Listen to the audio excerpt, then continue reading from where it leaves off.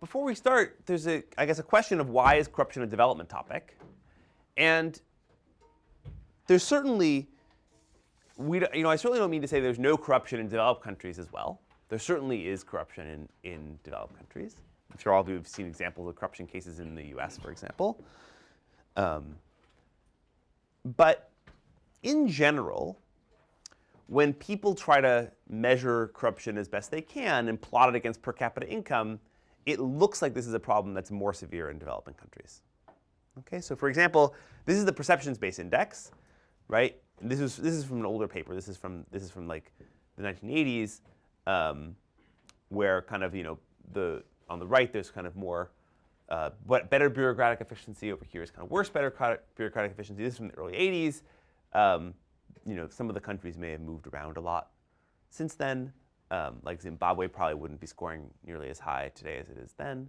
But what you can see, the key general trend is a strong upward sloping line. Right, the richer countries over here tend to have better kind of governance ratings.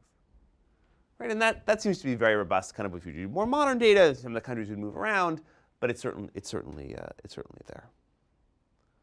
Okay, and so that's just worth pointing out because that's one reason we do think about this in a development class. Yeah.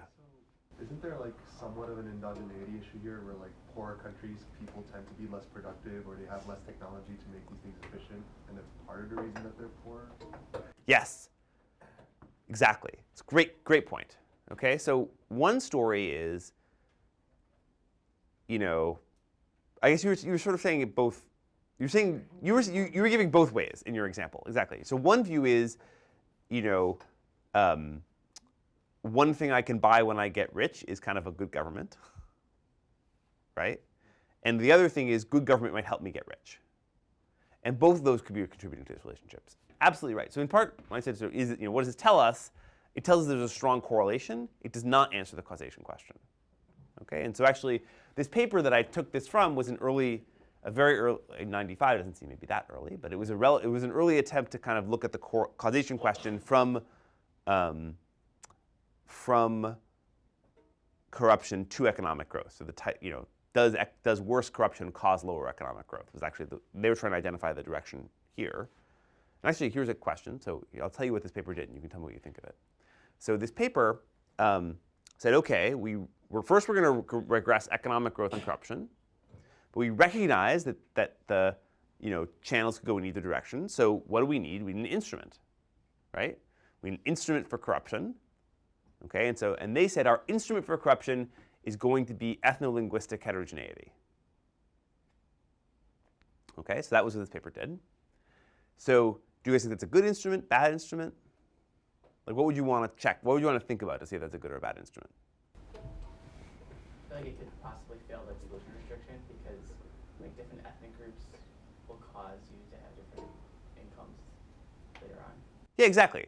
Right, exactly. It's exactly the issue, right? So this is I think this completely fails kind of the exclusion restriction because for exactly the reason you say that. Like there are lots of ways in which ethno-linguistic ethnic heterogeneity might affect economic growth besides the corruption channel. In fact, if I had done this by saying, gee, let's think about all the ways ethnic heterogeneity could affect economic growth, I bet corruption would be like, 17th on your list of likely ways it would affect economic growth, like conflict or trust. There's a bunch of other stuff it could affect before you get to corruption.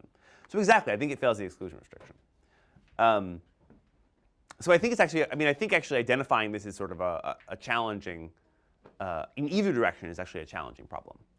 So I actually have a recent paper myself trying to identify it the other way, sort of saying, does economic growth sort of caused by plausibly exogenous reasons lower corruption? So you can try it that way too. It's hard. Getting good identification either way is hard. I guess the point I wanted to make here is there is a very strong correlation. So I guess it is certainly the case that as a reduced form fact, it is more of an issue in poor countries.